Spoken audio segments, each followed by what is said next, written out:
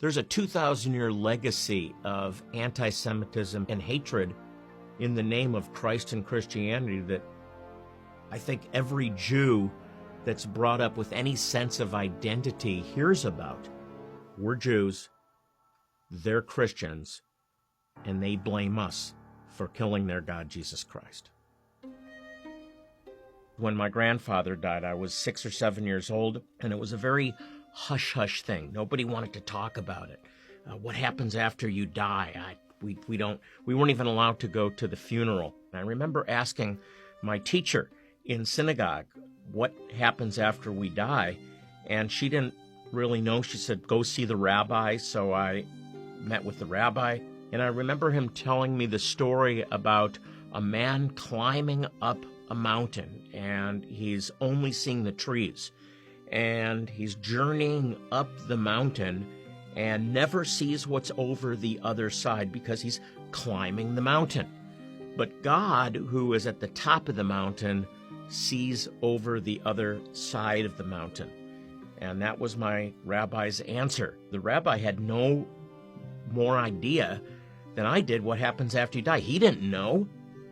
I went on to university, and those two driving issues remained in my mind. Why am I here? I'm here for a purpose, and what's going to happen to me after I die?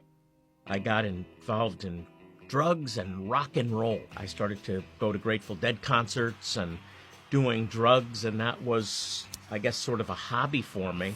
But there was something spiritual about that experience, the drugs and the music, and I knew very clearly from my drug experiences that there's more to this life than just what we see. There's a world beyond this world. So through college, I'm exploring. I'm involved in these cults and the occult, and I'm searching for God. A friend of mine had really gotten heavily involved in drugs, and I saw her lose interest in classes. She stopped attending classes. She disappeared from my life. She really looked like she was dying from using drugs. She was suicidal. She was considering taking her life until one day I was walking on campus and I bumped into her, and her name was Susie. I said, Susie, what happened to you?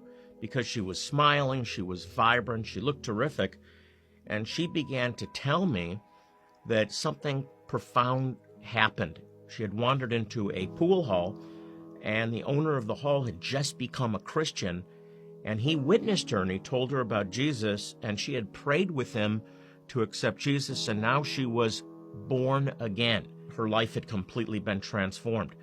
And I said to her, I'm really happy for you, Susie. That's great. It's not for me, but if it makes you happy, that's great. And then she invited me to a Bible study, and I wanted to say no, but somehow out of my mouth I said yes, and it was pouring rain, and I had a motorcycle, and I thought I have a good excuse not to go to this Bible study.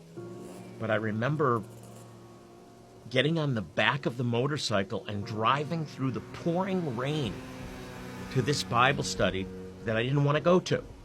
And I remember walking into the study, I was soaking wet, my clothes were soaked, but from the time that the Bible study started, and I don't even remember what was taught. It was the book of Revelation and how the world's coming to an end.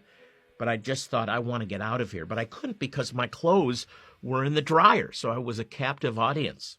And at the end of the Bible study, the teacher invited me to go upstairs and talk with him. He gave me a Bible, and he began to take me through these scriptures in my own Jewish Bible to begin with, and then in the New Testament about sin and separation from God. I had never read the Bible before other than preparation for my bar mitzvah.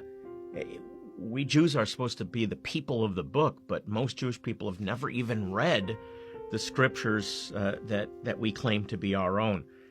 And as he showed me verses about my sin and separation from God, like all have sinned and come short of the glory of God, our righteousness is as filthy rags. I just felt the weight of my sin. I was hot. The room was bright.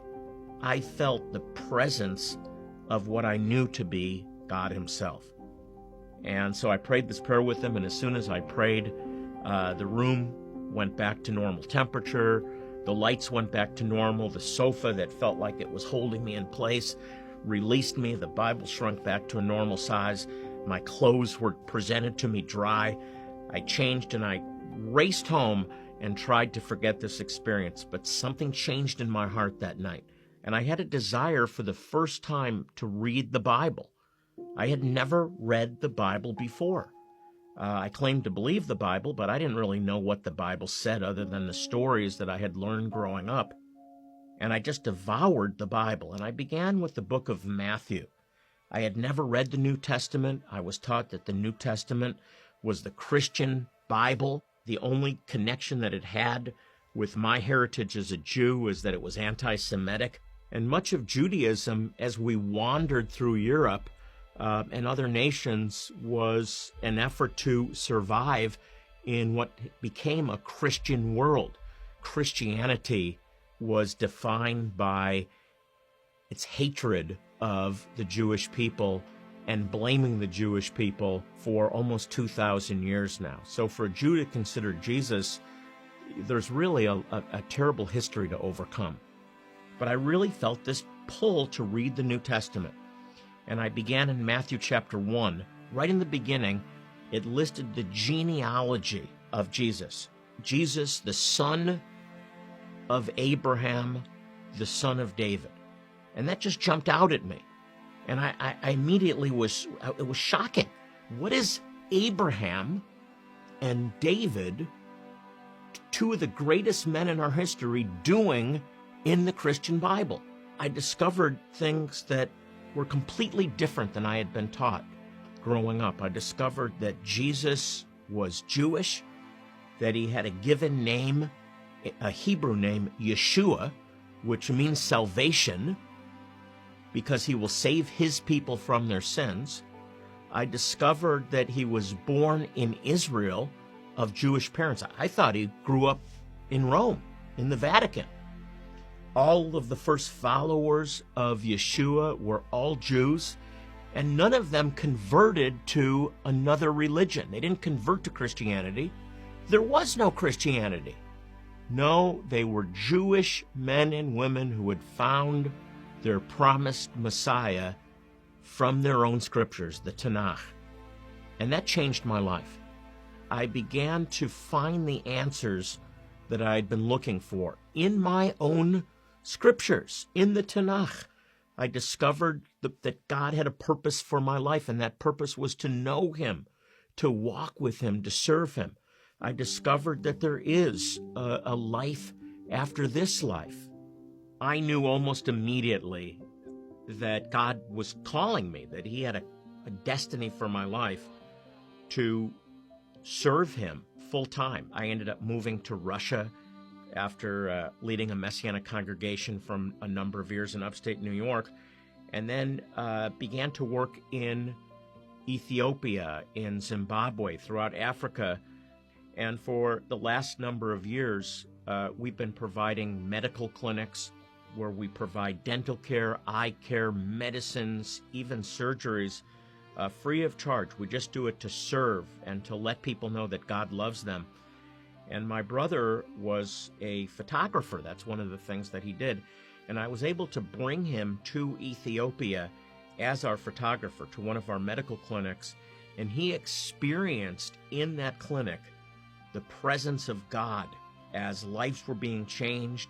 He was photographing everything, and he saw people not only being cared for, but he saw people being changed by the love of God.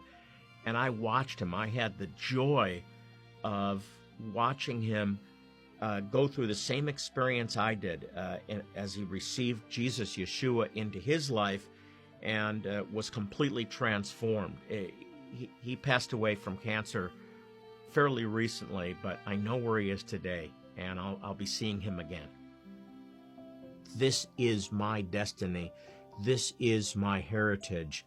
This Yeshua is my Messiah promised in my own scriptures.